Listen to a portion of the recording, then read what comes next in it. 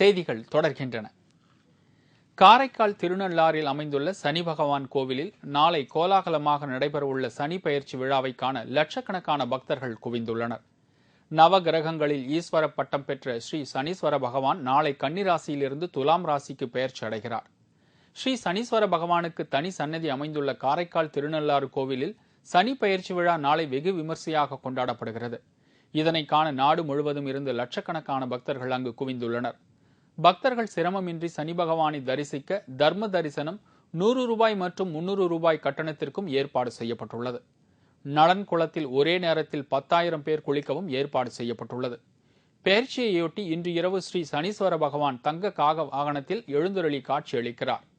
சனீஸ்வர பகவானுக்கு நாளை காலை 5 மணி முதல் நல்லெண்ணெய், மஞ்சள், பழம், பஞ்சாமிர்தம், தேன், தயிர், சந்தனம், பன்னீர், திரவிய பொடி ஆகியவற்றை கொண்டு சிறப்பு அபிஷேகம் செய்யப்படுகிறது. பெயர்ச்சியை குறிக்கும் வகையில் காலை 7:51 மணிக்கு ஸ்ரீ சனீஸ்வர பகவானுக்கு மகா தீபாராதனை காட்டப்படுகிறது. பெயர்ச்சி விழாவையொட்டி காரைக்கால் மாவட்டத்தில் உள்ள அனைத்து பள்ளிகளுக்கும் நாளையும் விடுமுறை அளிக்கப்பட்டுள்ளது. விழாவுக்கு வரும் பக்தர்களுக்கு பாதுகாப்பு அளிக்கும் வகையில் 2000 போலீசார் பாதுகாப்பு பணியில் ஈடுபட்டு வருகின்றனர். கோவில் பகுதியில் 32 இடங்களிலும், நலன்குள பகுதியில் 12 இடங்களிலும் கண்காணிப்பு கேமராக்கள் அமைக்கப்பட்டுள்ளது. இது தவிர கண்காணிப்பு கோபுரங்களில் இருந்தும் போலீசார் கண்காணிக்கின்றனர்.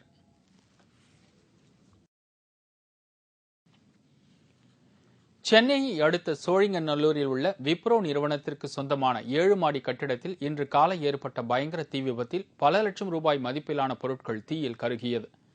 இந்த நிறுவனத்தில் ஆயிரக்கணக்கான சாப்ட்வேர் இன்ஜினியர்கள் மற்றும் ஊழியர்கள் பணியாற்றி வருகிறார்கள்.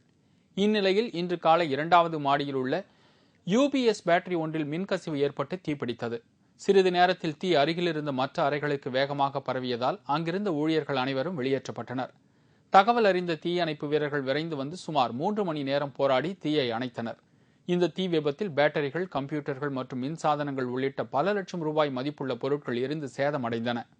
இந்த தீ விபத்து குறித்து துறைப்பாக்கம் போலீசார் தீவிர விசாரணை நடத்தினர்.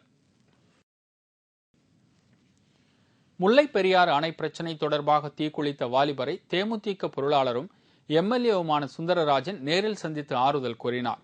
முல்லைப் பெரியாறு அணை பிரச்சினையில் கேரள அரசின் அராஜக போக்கை ஜீரணிக்க முடியாத தேனி மாவட்டம் பங்களாமேடு பகுதியைச் சேர்ந்த ஜெயபிரகாஷ் நாராயணன் என்ற வாலிபர் நேற்று தீக்குளித்த சம்பவம் பெரும் பரபரப்பை ஏற்படுத்தியது.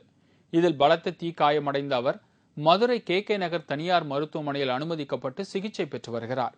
இதனை அறிந்த தேமுதிக பொருளாளரும் மதுரை மத்திய தொகுதி MLAவுமான சுந்தரராஜன் அவரை நேரில் பார்த்து ஆறுதல் கூறினார். அப்போது மாநகர மாவட்ட கழக செயலாளர் அரவிந்தன் மற்றும் கழக தொண்டர்கள் உடனிருந்தனர். முல்லைப் பெரியாறு விவகாரத்தில் கேரள அரசின் பிடிவாதத்தை கண்டித்து தமிழகத்தின் பல்வேறு பகுதிகளில் இன்று போராட்டம் மற்றும் கடையடைப்பு நடைபெற்றது. முல்லைப் பெரியாறு அணையை இடித்துவிட்டு புதிய அணை கட்டும் முயற்சியில் ஈடுபட்டு வரும் கேரள அரசை கண்டித்து தமிழகத்தில் நாள்தோறும் பல்வேறு ஆர்ப்பாட்டங்கள் நடைபெற்று வருவதால் இரு மாநிலங்களுக்கிடையே போக்குவரத்து ஸ்தம்பித்துள்ளது. கேரளாவுக்கு செல்லும் தமிழக ஐயப்ப பக்தர்கள் தாக்கப்படுவதை கண்டித்து தமிழகத்தில் உள்ள கேரளக்காரர்களின் கடைகள் தாக்கப்படுகின்றன. கன்னியாகுமரி மாவட்டம் குலசேகரத்தில் உள்ள முத்தூட் நிதி நிறுவனத்தின் மீது கல்வீசி தாக்குதல் நடத்தப்பட்டதால் பெரும் பரபரப்பு ஏற்பட்டது. நிறுவனத்தின் கண்ணாடிகள் சுக்குநூறாக உடைந்தது. இதேபோல் கேரள அரசுக்கு எதிர்ப்பு தெரிவித்து திண்டுக்கல்லில் கேரளக்காரர்கள் நடத்தி வரும் கடைகள் மீது வழக்கறிஞர்கள் கல்வீச்சு தாக்குதல் நடத்தினார்கள்.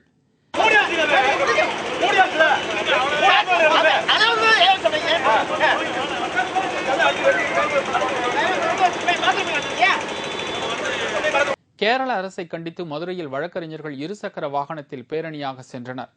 அப்போது கேரளக்காரர்களின் நகைக்கடைகளை அடித்து நொறுக்கப்பட்டது. இதனால் அங்கு பலத்த போலீஸ் பாதுகாப்பு போடப்பட்டது.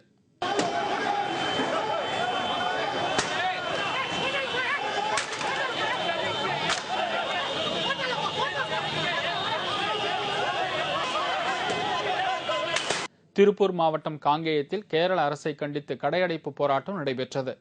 இந்த போராட்டத்திற்கு வாகன ஓட்டுநர் சங்கத்தினரும் ஆதரவு தெரிவித்து போராட்டத்தில் ஈடுபட்டனர். குளித்தலையில் கேரள அரசை கண்டித்து ஆர்ப்பாட்டம் மற்றும் கடையடைப்பு போராட்டம் நடைபெற்றது. இதேபோல் மதுரை சோழவந்தானில் முற்றுகை போராட்டம் நடத்தப்பட்டது. இதேபோல் தமிழகத்தின் பல்வேறு பகுதிகளிலும் கேரள அரசை கண்டித்து ஆர்ப்பாட்டங்கள் நடைபெற்று வருகின்றன. இலங்கை கடற்படையினரால் கைது செய்யப்பட்ட 5 மீனவர்களை உடனடியாக விடுவிக்க கோரி ராமேஸ்வரத்தில் இன்று மீனவர்கள் ஆர்ப்பாட்டத்தில் ஈடுபட்டனர். கச்சத்தீவு அருகே கடந்த 28ஆம் தேதி மீன்பிடித்துக் கொண்டிருந்த ராமேஸ்வரம் மீனவர்கள் பிரசாத், அகஸ்டஸ் உள்ளிட்ட 5 பேரை இலங்கை கடற்படையினர் கைது செய்தனர். அவர்கள் மீது போதை கடத்தல் வழக்கு பதிவு செய்து யாழ்ப்பாணம் சிறையில் அடைத்துள்ளனர். இதற்கு கண்டனம் தெரிவித்து ராமேஸ்வரம் மீனவர்கள் ஒரு வாரத்திற்கும் மேலாக வேலைநிறுத்த போராட்டத்தில் ஈடுபட்டனர். இந்த நிலையில் இலங்கை சிறையில் உள்ள 5 மீனவர்களையும் உடனடியாக விடுதலை செய்ய மத்திய, மாநில அரசுகள் நடவடிக்கை எடுக்க வலியுறுத்தி தமிழ்நாடு, பாண்டிச்சேரி மீனவர் கூட்டமைப்பு சார்பில் ராமேஸ்வரம் தலைமை தபால் நிலையம் முன்பு இன்று ஆர்ப்பாட்டம் நடத்தப்பட்டது. கடலுக்கு போன எங்களுடைய அப்பாவி மீனவரை இலங்கை கடற்படை பிடிச்சு அப்பட்டமான பொய் வழக்கு போட்டிருக்காங்க.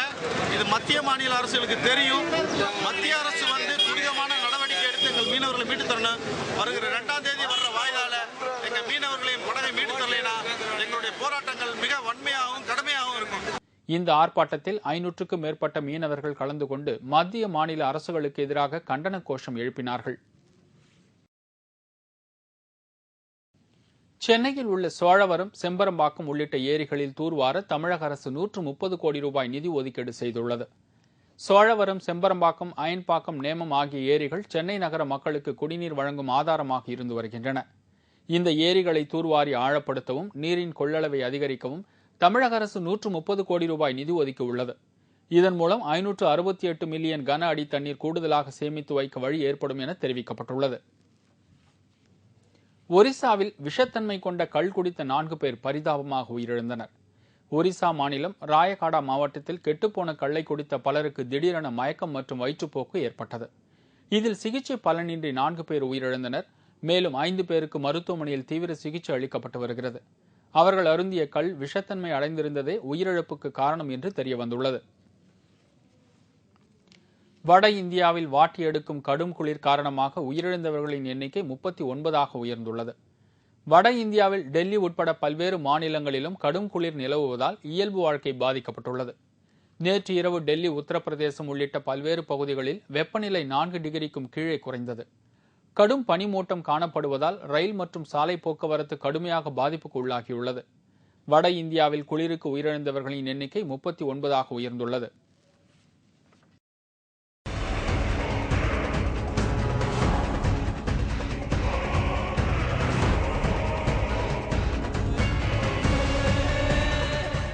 ஆச்சரியம், ஆனால் உண்மை. இருசக்கர வாகனத்தை மனிதர்கள் ஓட்டும்போது அவ்வப்போது விபத்து நடந்து விடுகிறது. ஆனால் நமது மூதாயர் என்று வர்ணிக்கப்படும் குரங்கு எந்த சேட்டையும் செய்யாமல் பக்குவமாக இருசக்கர வாகனத்தை ஓட்டி செல்கிறது. அதுவும் ஹெல்மெட் அவசியம் என்ற கருத்தை பிரதிபலிக்கும் வகையில் இந்த குரங்கு ஒரு குட்டி ரக பைக் ஓட்டி வியப்பூட்டுகிறது. பார்ப்பதற்கு ஆச்சரியமாக இருக்கிறது அல்லவா?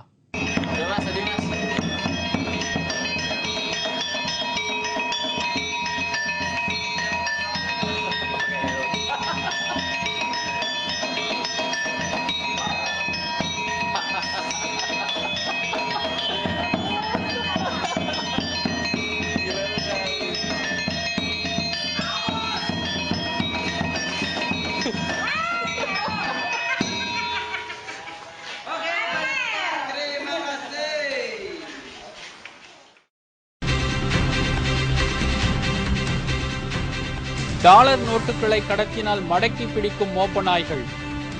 விவரம் இடைவேளைக்கு பிறகு.